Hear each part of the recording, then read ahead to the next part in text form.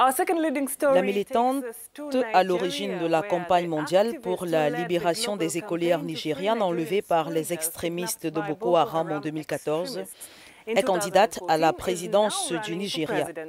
Obi Ezekwesili a publié un communiqué dans lequel elle annonce son intention de briguer la présidence et remporter l'élection présidentielle de 2019 afin de servir et mettre les citoyens au premier plan en mobilisant et en prenant des mesures décisives pour la construction d'une nation exceptionnelle. Elle n'a toutefois fait aucune référence aux affiliations à un parti politique et n'a pas fourni de détails sur les politiques spécifiques qu'elle soutiendrait.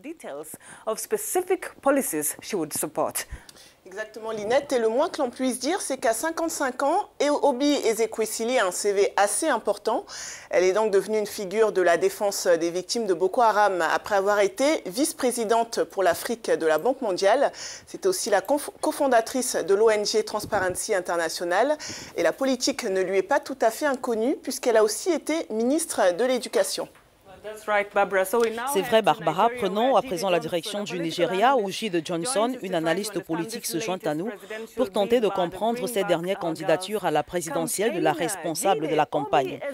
J.D. Obi Ezekwesili est bien connu pour sa force de travail, comme nous l'avons vu avec le mouvement de campagne Bring Back Our Girls. Mais que signifie sa candidature et qu'en pensez-vous?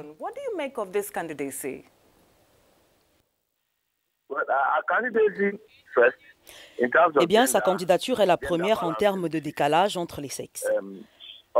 Parmi tous les candidats à la présidence, elle est l'un des visages les plus en vue pour ce qu'elle a fait en tant qu'ancienne ministre de l'Information et principale co-militante de Bring Back Our Girls.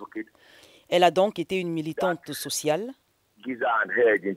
Cela lui donne l'avantage de pouvoir dire à beaucoup de jeunes filles à travers le pays et même dans toute l'Afrique qu'une femme peut faire mieux qu'un homme.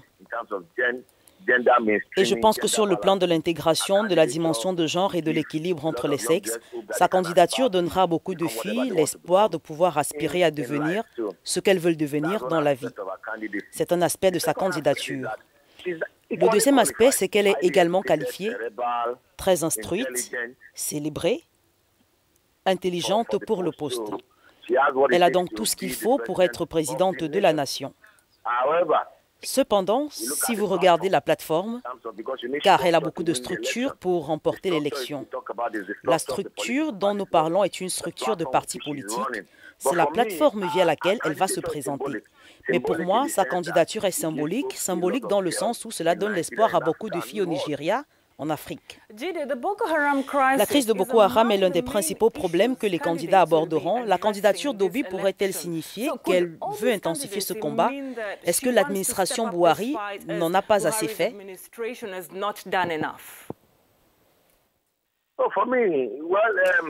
Eh bien, pour moi, je ne vois pas ça venir jouer un rôle important. Si elle devient présidente et que c'est l'un des problèmes qu'elle souhaite aborder, elle en est d'ailleurs passionnée et devenir présidente pourrait lui donner une meilleure occasion de traiter le problème mieux que ce qu'ils font actuellement. Et c'est peut-être grâce à elle que plusieurs sont devenus défenseurs de la société. Pourquoi ne pas se lancer dans la mise en œuvre et l'exécution des politiques?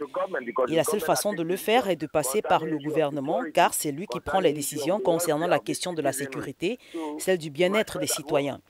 Donc, peut-être constater que le fait de passer au gouvernement et notamment la gouvernance publique permettra de résoudre ce problème en abandonnant le plaidoyer social et en passant à la gouvernance publique qui touche la population en général. Et la dernière question, comment décririez-vous le paysage politique dans la mesure où nous savons que le principal challenger de Buhari est l'ancien vice-président Atiku Abubakar de l'opposition? Il s'agit d'une course à deux chevaux entre le PDP et l'APC. Ce sera un concours intéressant. Cependant, pour que nous puissions faire des projections concernant les élections, nous pourrons le faire lorsque les campagnes commenceront. Et je pense que la commission électorale a dit que les campagnes commençaient le 18 novembre. Mais je ne comprends pas pourquoi nous devons attendre le 18 novembre avant de commencer les campagnes. Parce qu'ils doivent présenter les programmes. Quels sont les programmes et les politiques de ce parti? Je pense que cela va influencer le peuple en général.